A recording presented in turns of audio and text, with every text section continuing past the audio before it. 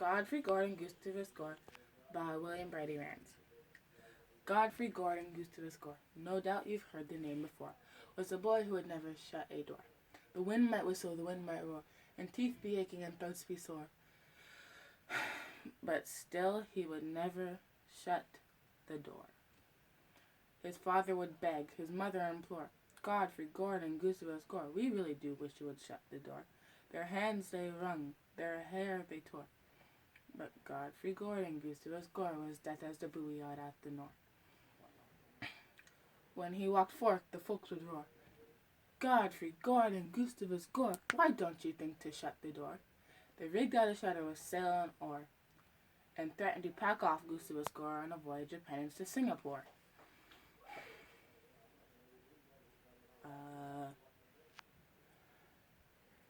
He begged for mercy and said no more.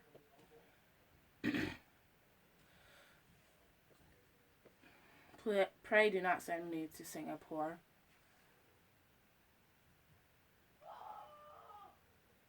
Then I will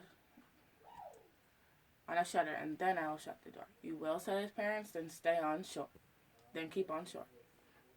But mind you do, for the plague is sore of a fellow who would never shut the door. Godfrey Gordon Gustavus Gore. Whole Duty of Children by Robert Louis Stevenson.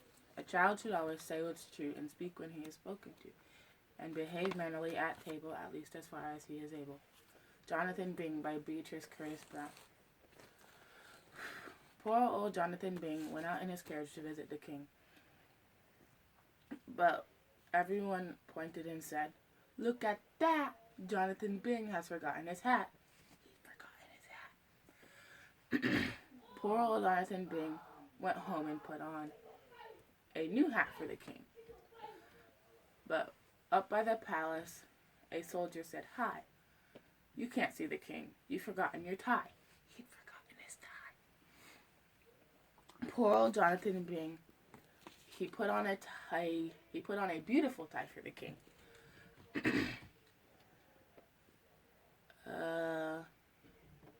But when he arrived, an archbishop said, Ho! You can't come to the court in pajamas, you know.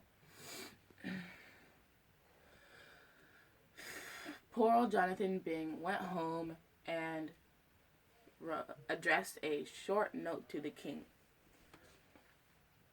If you please will excuse me, I won't come to tea, for home's the best place for people like me. There was an old person whose habits, by Edward Lear. There was an old person whose habits induced him to feed upon rabbits. When he'd eaten 18, he turned perfectly green, upon which he relinquished those habits.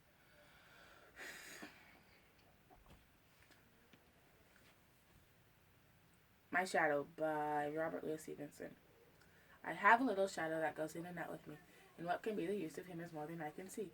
He's very, very like me from the heels up to the head, and I see him before me when I jump into my bed. The funniest thing about him is the way he likes to grow. Not at all like proper children, which is always very slow. For he sometimes shoots up taller, like an Indian rubber ball, and he sometimes gets so little that there's none of him at all. He hasn't got a notion of how children ought to play, and can only make a fool of me in every sort of way. He stays so close beside me, he's a coward, you can see. I think shame to stick to nurse as that shadow sticks to me. One morning, very early, before the sun was up, I rose and found the shining dew on every buttercup. But my lazy little shadow, like an errant sleepyhead, had stayed at home behind me and was fast asleep in bed. The Ingenious Little Old Man by John Bennett. A little old man of the sea went out in a boat for a sail. The water came in almost up to his chin, and he had nothing with which to bill. But this little old man of the sea just drew out his jackknife so stout, and a hole with its blade in the bottom he made so that all of the water ran out. The Yak by Hilaire Belloc. As a friend to the children, commend me the yak. You will find it exactly the thing. You can carry and fetch, you can ride on its back, or lead it about with a string. The Tartar who dwells on the plains of Tibet, a desolate region of snow, has for centuries made it a nursery pet, and surely the Tartar should know. And tell your papa where the yak can be got, and if he is awfully rich, he will buy you the creature, or else he will not. I cannot be puzzled. Singing Time by Rose Fileman. I wake in the morning early, and always the very first thing. I poke out my head, I sit up in bed, and I sing, and I sing, and I sing. After the Party by William Weiss. Jonathan Blake ate too much cake. He isn't himself today. He's tucked up in bed with a feverish head, and he doesn't much care to play. Jonathan Blake ate too much cake and 3 kinds of ice cream too. From his latest reports, he's quite out of sorts, and I'm sure the reports are true. I'm sorry to state that he also ate 6 pickles, a pie, and a pear. In fact, I confess it's a reasonable guess. He ate practically everything there. Yes, Jonathan Blake ate too much cake, so he's not at his best today. But there's no need for sorrow. If you come back tomorrow, I'm sure he'll be out to play. The Vulture by Hilaire Belloc. The vulture eats between his meals, and that's the reason why. He very, very rarely feels as well as you or I. His eye is dull, his head is bald, his neck is growing thinner.